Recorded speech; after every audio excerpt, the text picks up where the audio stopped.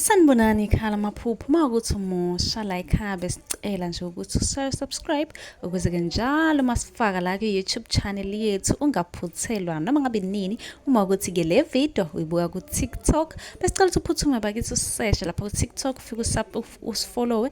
Ngijwayele ukuba live nje uzobona wonke amavidiyo amaningi, kodwa amavidiyo amaningi agcwele la ku-YouTube, so kwakho ukuthi usubscribe and turn on i-notification bell ukuze njalo uma ngifaka amavidiyo izothi nqinqi efonini yakho ukuze ubone ukuthi la sikhuluma ngani, ngoba wonke ama-comment eniwabuzayo ngizolokhu nje ngenza amavidiyo ngafaka. Uma-ke nawe ubuzile ungakayiboni impendulo yakho, scrolla semaningi amavidiyo engiwenzile uzofika-ke lapho ubone mhlawumpe impendulo yakho, noma mhlawumpe uphuphe ungeza nawe uzoscrolla uzocinga impendulo. Ake ngiqhubeke ngichaze amaphupho eniwabuze kuma-comment section.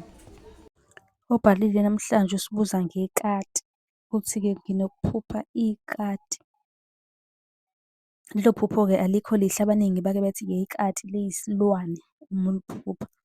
So uma uphupha ikati-ke kusuke kubika ukuthi bakugadla ngemithi, kuzomele uqaphele.